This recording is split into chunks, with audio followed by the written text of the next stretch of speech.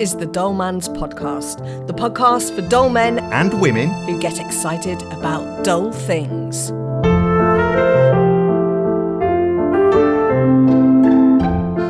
I'm Demitris Deech. I'm a stand-up comedian, and if being cool was being dull, I'd be the Fonz. Hello, I'm Faye Hatcher. I'm a broadcaster. I'm a mom. I'm a wedding and funeral celebrant, and I paint pet portraits as well. And I'm Dave Harries, and I'm the producer of the show, and we have got a very exciting show. Well, I say exciting, more dull really, but, it's sort of dull excitement, if you sort of mean. Are you going to tease us by telling us what's coming up? I think I will, yeah. I believe, Deech, you are going to talk about number plates. Yes. Or license plates, as our American cousins call them. Oh, well, you're always the translator from across the pond, but I know just how excited Faye gets about number plates. She's a number plate spotter. Yeah. So.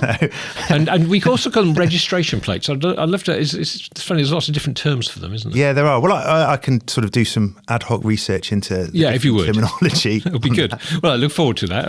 A history of number plates. Yeah. And Faye, greetings cards, I heard. Yeah, greetings cards. Dull men's greetings cards. Well, they're all dull, aren't they? Greetings cards. No, not necessarily, but the ones that my husband buys specifically. We're having a go at your husband, are we? Yeah. Oh, great. That's This is the good thing about this podcast. It's actually therapy, I think. It's the only reason why I come. We're all married people. Yeah. You marry people on an almost weekly basis. Yes. You're marrying someone after the show. Indeed. And I find we do vent our therapies. Maybe our marriages wouldn't work as well as they do if we didn't have this fortnightly podcast. And I'm going into space for my subject today. Damn right. More particularly, I'm going to the Kennedy Space Center, and I'm going to tell you all about that because it is a fantastic place for dull men and women the world over.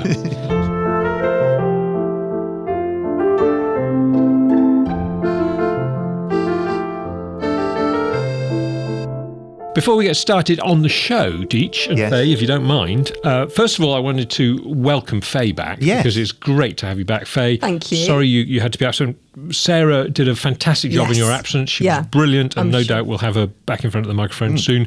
But it's lovely to have you in the studio. So thank you for joining. Yes. Thanks for having me back. Yeah. I've missed the musty smell of our recording studio as well. Musty smell of your co-presenters. That is the studio, not you guys. We tell her it's the studio. Anyway, I've got a little bit of feedback, which I wanted to tell you about. So Stefan wrote in from Bristol. Right. And Stefan is an accountant. Yeah, classic. And brilliant. Bring it on, Stefan. He was listening to the episode where we were discussing Harry Ramsden's and fish and chips. Do you remember that one? Yeah, that was yours, wasn't it? That was your subject. It was my subject, yeah. And he was listening to that, and obviously because it was my subject, he liked it. And, that's how it works. But he was saying he once audited a company that supplied fish and chips, sort of wholesale to the industry. A financial audit, right? Yeah. And he was saying that he was puzzled by the fact that the price of fish and chips never changed, despite the fact that the price of the fish varied a lot. Mm-hmm. And he was talking to one of the fish and chip shop owners about this. Yes. This is so dull. It's fantastic feedback. Okay.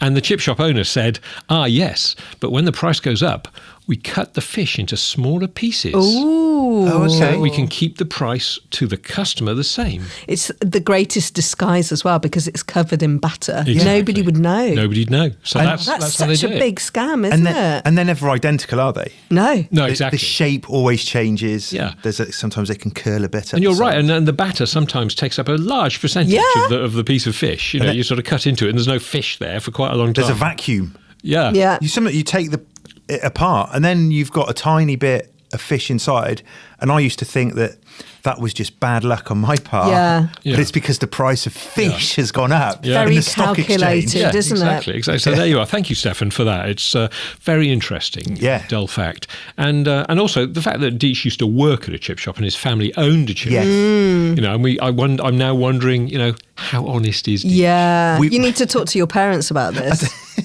I will actually hold them to account. Go really weird on them and say, look, it's something I need to talk to you about. 40 years ago. Yeah. That's right. What did we do on the salt and vinegar? Yeah, when the fish went up in price. Yeah. Did you cut it in half? Whenever I go into fish and chip, they always say salt and vinegar. Yeah. I always like to say, is it free? You absolute twit. Yeah, I know, but they always say yes. I go, go on then, loads of it. Yeah. Oh my gosh.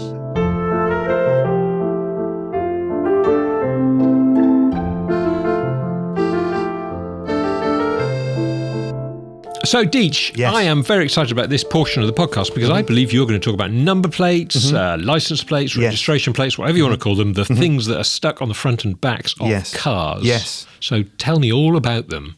Well, thank you for getting excited about number plates. You're taking me to pick up my car afterwards, aren't you? And it has quite a special number plate, my car, which you're taking. It is BRM... number J. I have a 1971 car, and I am into number plates, as in I find them interesting. So J is 1971. Wow, that's an old car. It is an old car, yeah. It's older than me. No wonder is it the original plate with the car then? Yeah. Yeah, okay. No wonder it's in the garage. Yeah. Yeah, it's a money pit. But here's my first question. I do like to have questions for you guys. When do you think number plates became compulsory on cars? 1946. 1946. Dave? I'll go for 1951, just to be different. I've no idea, but... That is different. Would you be surprised if I said 1904? I would. Yeah, That's much earlier than I'd expected. Yeah. It's a bit like your electricity regulations. You did the other week, and that they were much earlier than we all thought. And was it just one letter and one number? Oh, The first car was A1. Well, the first one the first number plate in Scotland was S1. I don't know, and I'm sure there is. Is it Scotland? Does it stand for Scotland? because it's Scotland S1, wow. and that sold recently for quite a lot of money because it's passed around because it's S1. But it was 1904 from may I read out the Motor Car Act 1903, which came into force on the 1st of January 1904. Which said that the act was passed in order that vehicles could easily be traced in the event of an accident, contravention of the law, or an incident. And the alphanumeric plates were introduced at that point. I mean, I wonder in the early days whether people just sort of thought, oh, God, I can't be bothered with all that, and they just didn't bother, or whether they faked them, or, because now we sort of take it for granted, don't we, that we have to have a number plate, the garage puts it on when you buy the car, all that sort of thing. But I wonder in the early days whether there was resistance. Was there pushback from the driving public in 1904? All 7 people who own cars. Yeah, that's a good point. Can I can I confess something? Yeah. You know how you've said, it's a J, so it's 71. Yes. I've never been able to understand from a letter you can tell what year it is, and people have explained it to me. So, for example, my car, I have no idea how old it is, and a colleague said, "Well, okay, what's the 23 years old. What's the first 4 digits of your registration?" MJ07. So that's a 2007 car. Is that it? Is it that 07? simple? Yeah. The numbering system did get... I thought it was the letter. I thought up until 90...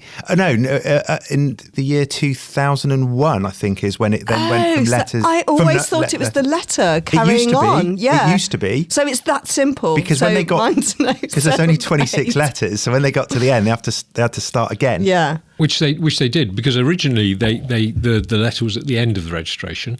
Then they swapped it to the beginning. Yes, hence my old car is at the end. Right. Yeah, then it's at the beginning. And that's very... Oh, Dave is flying on this subject. Look at you two. And then they changed to the numbering system, which seemed much more logical because you had the 07 thing. Yeah. But now that still stumped Faye. But now it's complicated again because they do it twice a year. Yeah, you know about this, Faye. You know about this. No. Right. So it used to be an annual registration. So it would be, let's say, 07, then 08. And that was it wasn't the start of the year, I don't think, was it? It was August. It was all, yeah. But now they do it twice a year. Oh, okay. August and January, I think. Why? It's to try and reduce the hump of car sales. Right, okay. They're trying to even out car sales because lots of people cared about having a brand new car and having a brand new number plate. But we all know buying a new car is a really bad thing to do anyway. Well, because as soon as you drive it off the forecourt, it loses value. Yeah, we may know that, but people still do it. We're going to get loads of complaints from car dealerships now, aren't we? And the government. Yeah, you do. But the few months before the end of the registration number plate cycle, car companies would sell like very few cars because, I'll just wait a few more months so I can get the next thing. So they started putting it in twice a year, and which, as I said, complicated because it went from so you have like 07 or whatever it might be, and then they introduced a random number which goes at the beginning. I think a number. Yeah, it really doesn't have to be this complicated. No, well, this is as complicated as teaching a child about how to tell the time. I'm disappointed you don't know the answer to that, Deech, because I thought you'd done the research. Yeah, well, it's 8. It changed because it's the month, so it's 8. So it's September, right? Okay, and the reason it's 8 is because September is the 8th month. No, it's not the 9th month, but August, sorry. See, you could say anything about registration plates and I'd just believe you. Yeah. I'd believe you. Yeah, they're colour-coded, actually. Pink for 1981, blue for... That would be much easier to understand. Goodness sake. It is. I've found this new system baffling, I must admit. And I've looked it up. I have been dull enough to look it up and try and understand it. And I sort of understand it when I read it, but then I forget again. And then, Yeah. What about people who have personalised number plates and it spells a rude word, and it's like TWAT? Twat. Oh, is that what that spells? Well, there are some. I know, but I don't know how you get twat out of letters and numbers. But anyway, TW40. Yeah, something like that with work. a 4 and a screw into the registration plate. So, it's interesting you say that because in Britain there are 3 letters. Because that's your registration number. That's what people Funny scratch you in that. On the side of your car. Yeah, at least change that 4 to an A. There are some 3-letter combinations which are banned by the DVLA. Oh, right. What do you think those would be? LSD. Oh, do you know what? I saw an LSD the other day. Yeah, I don't think that one is. TIT? TIT is banned. That would just make me laugh and everybody laugh on their own. Teat. That would brighten up my day if I was following a car with that registration. Brightens up my day. Dick. D-I-K. D-I-K. No, that. You've seen a dick on the road. No, it's the full words. So ASS is banned. Bum. Sex. I've definitely. I'm sure I've seen a bum on the road. There's no bum. So we're still talking about registration plates. There's no God. It's when you start seeing stuff like ISA, ISA, and then other sort of. There are financial. But I don't understand the obsession with personalised plates. I must admit. I mean, please put the counter argument here, but a car to me is a thing for getting around and getting from A to B, and it's nice if it's comfortable and has air conditioning and all that sort of thing. That's lovely, but I don't care about the registration. I really can't get excited about people the registration. People pay a lot of money for it. I know, and I don't understand it. It's a real status symbol, though, isn't it? Sort of harking back to the 80s. It's like you've got to have a personalised number plate. But I'm with you on. I just think it's such a knobby thing to do. Absolutely baffles me. If I see a personalised number plate, I think, what a knob. Yeah. There is one which I thought was really cool, and the personalised number plate was DB7. Was it Aston Martin? And it was an Aston Martin DB7.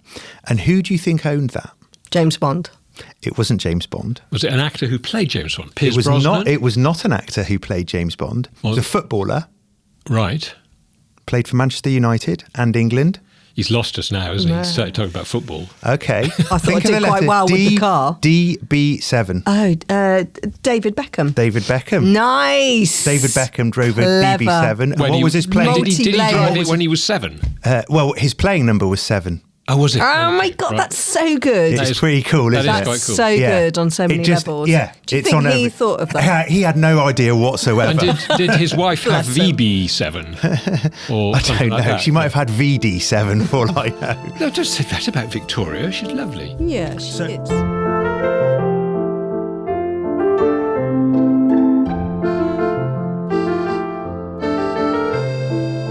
I think, Faye, your frustration, if I may explain it correctly there, is the messages you get on greeting cards. Yes. You I don't know how angry you are or just frustrated, but what's going on? What's going on? It's more what's on the outside, so rather than the message within. But I've had my suspicions for a long time about my husband being dull. And he's absolutely, confirmed it to me in black and white now. So let me... Written evidence. Give you some context. So... I had to officiate a family wedding the other week. Okay. And it's Lee's cousin. Lee was out of the country, so he Lee's didn't... your husband? Husband, yeah. Thank you. Thanks for reminding me. Yeah. He's so dull, I'd forgotten his name. Is that the full name? No. It's fine. So Lee was out of the country, couldn't even go to his own cousin's wedding. So I'm there representing the family. Okay. And I thought the least he can do, I don't know what it's like in your house, but I buy cards for the whole family, whether it's my family or Lee's family. You're the purchaser? Yeah, so, birthday cards. I have to remember when everybody's birthday is, mother-in-law, father-in-law. Pink job, exactly. I'm going to give this task to Lee because it's the least he can do. And he comes back with this card. I'm like, this is from all of us. Yeah. I would never buy that card in a million years. If I just say it was in the same vein as a Father's Day card, and it's like all the things your dad really likes on the front cover: a pint of beer, a classic car, a fishing rod. Yeah. It was that. So it's a real dull man's card, in fact. Really dull. So it's like. But what was... Champagne flutes. Oh, okay. A dove. Wedding rings. Floaty clouds. It's cliche, isn't it? Totally. Yeah. So what would you have bought if you? So a bit more modern. I mean, this is a couple who are pretty cool. Okay. Oh. They're into camper vans and camping. They had their wedding by a lake, and it was like a festival vibe. And he seriously expected me to turn up with this card and Did you overrule him? Yeah, I went out. Bought another one.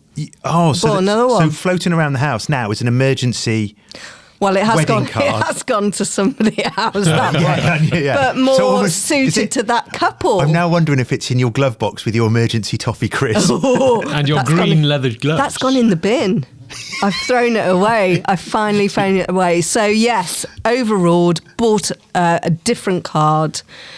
And I feel good about that. Yeah, but I'm like, you had to do the right thing. I think about you're whoever, turning up exactly. with it. I think about the person I'm buying the card for and go, they would like that. Because it's going to be on a shelf. He's gone into the shop. He's gone, boom, wedding. That'll do. Yeah, he hasn't even looked at it. I like it when the happy couple are represented by like little animals holding hands, like two little bunnies. That makes me. I want to vomit when I see those. But that's well, there's that element that it does to me too. But I sort of. It's kind Faye, can I ask you a question, Faye? Because you're an artist. You paint very, very skilled and lifelike pictures of animals, and I know Deech is a big fan, and so am I, of course. Deech is such a big fan. He keeps saying, "Did you draw that?" Paint yes. I'm just saying AI might be involved. Anyway, you're an artist, and I've got a very good friend lives over in Cambridge, and she's an artist, and she paints wonderful pictures as well. But interestingly, she does all her own greetings cards. Does she? And she's very good about sending them. We always get an anniversary card and a birthday card for the kids and for us and everything. Haven't got time to do that, sorry. Yeah, but she somehow finds the time to... Amazing. And they're always beautiful. They're obviously unique. And it's Are you saying amazing. that I should start doing that now? Yeah. Because I'm keeping all her cards. Yeah, because I'm hoping she'll be, sooner or later, she's going to be a celebrated artist, and these cards will be worth a fortune. Yeah. Oh, look, I've got this card. It's a Hatcher. Yeah. I did. Do you know? Exactly. I did make them a few years ago. I mean, I'm sort of you talking printed like out some cards. Yeah, didn't you? I remember you. Yeah, but it's the money. At the end of the day, it's the money. You can only sell a greetings card for so much, really. Yeah. But as I say, you're going to have a threshold. Yeah. Of how much that's not what this person is doing. She is not printing them up. She's just literally painting you an individual card, one. which is extraordinary. That is incredible. Yeah, and she's busy. I mean, she's a nurse. She's really busy, and that so could how be she an finds the artisan, time. An artisan living, though. Why not? There's going to be an idiot. Yeah, who's going to buy a card that you've... and I'll start painting pints of beer and a fishing rod. I'll just give people what they want. What would you like on your card for your beloved? That is the irony. They would probably do better than some sort of majestic My dad landscape. loves beer. Yeah, give him beer then. It's so cliche. It's a beer, a golf club. So tell me, about 1% of the population played golf. So is your frustration as much about the fact that you have to buy all the greetings cards in your house, or the fact that when Lee, your husband, does eventually go and buy one, it's so poor? Yeah, the latter. Right. I may as well have just done it myself. So you don't mind particularly being the greetings card buyer? No, because I'm better at it. Obviously, yeah. Interesting. Well, I'm going to line up to your frustration by saying the frustration of cliche cards, because that annoys me. It's always like a golf club or a cricket bat or something like that on a Father's Day card. And it's just, it is a bit naff. Yeah. It's lazy, isn't it? Yeah, and the women's ones have like a Prosecco on there or something. Yeah, it's a bunch of flowers. Yeah. I like buying the rude ones, the jokes and things like that. Yeah. Where they're really, there's some very good ones where they got these old photos and they put captions on them. And, and some of those are very funny. There's a great card shop in Stroud. I don't know whether you've come across it, and it's so rude. The cards are so rude. Really? And I received one from my friend on my birthday. Uh-oh. And I opened it in front of my daughter and I was like, whoop, that's going straight back into the envelope. What does that mean, Mummy? What's that picture? It was so rude. But yeah, I mean, at least they make a statement. Are holding hands. And, completely memorable. Yeah, I'd rather that than the cute animals, I must admit, or indeed the cricket bat or the pint of beer or the Prosecco. You've also always got to read the inside message as well. So I bought an anniversary card for an auntie and uncle of mine. I think it was their first year anniversary. So it was like you buy an anniversary card, your first year, you're more likely to remember the date. And it said happy anniversary on the outside. Had a picture of a heart or something with embroidery or whatever. I can't remember. It was many years ago. And then I got it home to write the message inside. And inside it said ... to the one I love. Yeah, I've done exactly the same as that. Yeah. How do I give that to a couple? Just scribble it out. Scribble it out. To the two I love. To the two I like. Yeah. To the two I'm quite fond of sometimes. But the wording inside a card, that's a whole other subject, isn't it? Because some of those are dreadful. Again, these sort of rhymes which somebody has sat there and made up. And I look at them and I think, oh, God's sake, I can't give that to anybody. I'd much rather it just said happy birthday or congratulations on your wedding, and that was it, just simple. Less is more. They should have within these cards little sick bags, There's the instant reaction after you've read the inscription. It's with included sick bag with this card. That's great. Oh dear.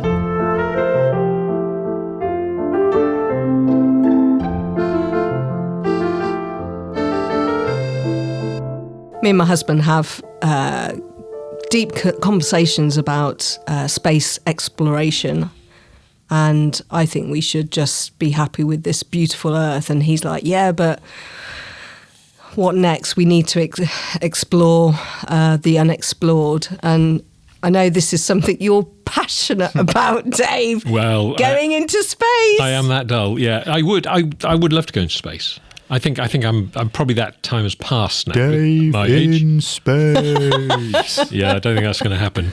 But I was lucky enough to visit some years ago now, in fact many years ago, the Kennedy Space Center, and I just thought it was worth telling you about it because it's a sort of one of these places that is a dull man and woman's sort of paradise. Haven. It's a sort of go-to place if you're a dull man or a woman. Yeah.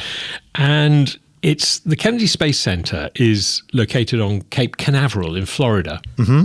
And, we always, when we were kids, we were very familiar with it because they were always launching Apollo rockets and things, and they'd show it live. And, these days, the launch of a spaceship is not big news anymore, but in those days it was. Mm-hmm. And so it was a couple of interesting facts about the Kennedy Space Center. It was the launch site for Apollo 11, which landed the first humans on the moon. Mm-hmm. It's launched loads of space exploration vehicles, including space shuttles like the Atlantis, the Saturn V moon rocket, which we just talked about, the Kitty Hawk capsule, the Gemini 9. They call it Gemini, don't they? Yeah. Do they? Is it Gemini? It's Gemini. We say Gemini, but in America they say, it sounds like Jiminy, which is weird. Oh, right. Didn't know so the that. Gemini 9 capsule and the Mercury Sigma 7 capsule and all that sort of thing. What was the Kitty Cat one you mentioned, or Kit Kat? Had little ears and a tail. Yeah, the Kitty Hawk, actually. Oh, the Kitty Hawk. I've never heard of that. I can't remember. I guess it was I think it might have been one of the capsules to do with the Apollo thing, but I can't quite remember. But anyway, the Space Center now is a sort of place where you can go and visit. Like a museum? Yeah. Well, it's not really a museum because it's still a working place. They still launch things from there, but it's very much, it has a visitor center and all that sort of thing. And it has a rocket garden. It has something called a rocket. If you look at their website, will they grow rocket? Or? They grow, Yeah. Well, they plant rockets there, Brassicas. and this rocket garden basically has all these old rockets, which presumably the ones that didn't go into space, because I don't think many of them came back. And you can go and walk around these rockets. Wow, like a rocket graveyard. Yeah, exactly. Wow. Except they're on display and they're fantastic. And and what's extraordinary is when you see the Saturn V rocket, because the Saturn V rocket was the rocket that took the men to the moon. All the Apollo rockets were Saturn Vs, and it was until recently the largest and most powerful rocket ever built. Oh wow! And it was 363 feet tall, which is how does pretty that tall. compare? Well, I need it in scale. Okay, well that's Nelson's column. Do you think how does it compare to Wales? It's 100 meters. Do you think they planned for it to be 600? What was it, 363? Or feet do you think tall. they planned to make it that tall, or it's just like, we've built it and it's this tall? Do you know what I mean? Well, I'm sure there was some planning involved. I don't know if I get that question. No, I'm not sure I do either. They're not just built. It's not like when you build Lego. Okay.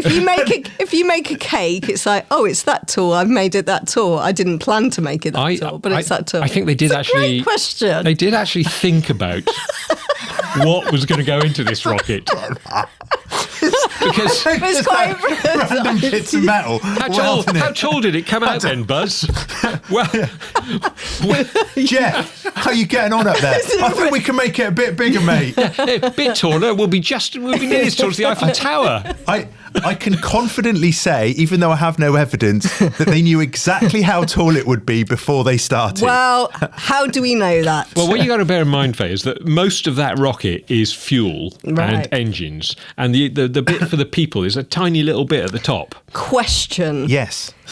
Do rockets have registration plates? Oh, good question. They probably have numbers painted on them. Apollo 11. because when they're giving it a ticket, mate, you're not supposed to park your rocket here. Yeah. Have you registered this rocket, sir? R1. But listen, the really interesting thing about this is that the Saturn V has now been superseded. It's not the biggest rocket anymore because now Why did you say it was a minute ago? I didn't. I said it was at the time. Oh, you weren't listening to me. Up until recently. You said up until recently. Up until recently. Okay. So now the SpaceX Starship.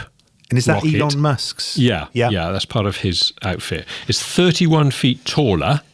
Right. And it's and it has these things called Raptor engines, which have about twice the power of the Saturn V rocket, although it's a much, much heavier rocket, so it doesn't, it needs those extra engines. So there you go, that's interesting. The problem with rockets, they're just massive penis extensions, aren't they? It's like, mine's bigger than yours, mine's bigger than yours, mine's bigger than yours. Yeah.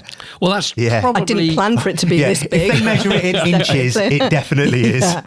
But the other thing is the vehicle assembly building at the Kennedy Space, and you think, God, this is so dull, but the vehicle assembly building at Kennedy Space Center, which I've been inside, is one of the largest buildings by volume in the world. Is it? What, bigger than the NEC in Birmingham? That's massive. But the thing is about this assembly building is it's very, very tall because you've got to fit a Saturn V rocket in it, which is 363 feet tall, as we just established by accident. And a little bit of room just in case they build it a bit bigger. Yeah. Got to add that flag at the top. Yeah. So you can imagine that's a pretty tall building, but it's also a very large building. Basically, they claim you can fit 4 jumbo jets inside, presumably at the floor level, and then it's incredibly tall as well. So, they claim it as one of the largest buildings by volume in the world. But whether the NEC is bigger, I don't know, and whether that counts because it's kind of split in places, I don't know.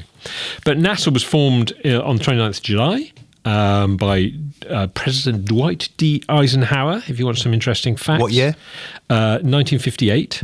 And then in basically they set it up on Cape Canaveral, but they needed more, and they were just doing research into spaceflight. And then Kennedy, of course, John F. Kennedy, in 1961, he famously announced that his goal was to get men to the moon by the end of the decade. Yeah. So that was 61, so it was 9 years. He said, we're going to get men to the moon in 9 years. And so NASA basically got a lot of funding then. They bought 80,000 acres of land. But anyway, interestingly, they got all this money and they succeeded.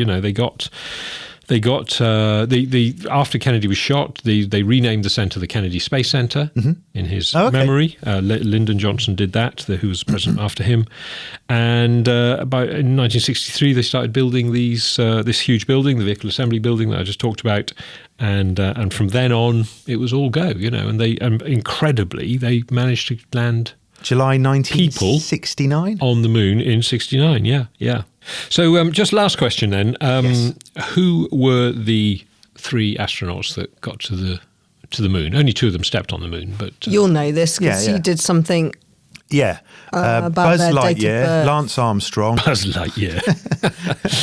Yeah. Buzz Aldrin and Neil Armstrong, and Michael Collins was That's right. Michael Collins was the pilot. He stayed on he didn't go to the moon, he went to the moon, but he didn't land on it. And Buzz Aldrin is Edwin Aldrin. Yes. He has another name. Yeah, it was his stage name. It was Buzz. Just call me Buzz. Just call me Buzz, exactly. Buzz is a good name. Yeah, and Neil Armstrong obviously famously took the first steps. He was a really good jazz player as well. Oh no, that's Louis, isn't it? But there you are. So I think, to where no man has gone before, it's Star Trek. I know it's a cliche and all that sort of stuff, but the space program is still doing that stuff to this day. And of course, they're now planning to try and get somebody to Mars. And I know what your point, Faye, about why are we spending all this money on that sort of thing when we got so Thank you. I feel heard here. And I think that's a valid point of view. But I am totally seduced by the whole space race thing. I love it.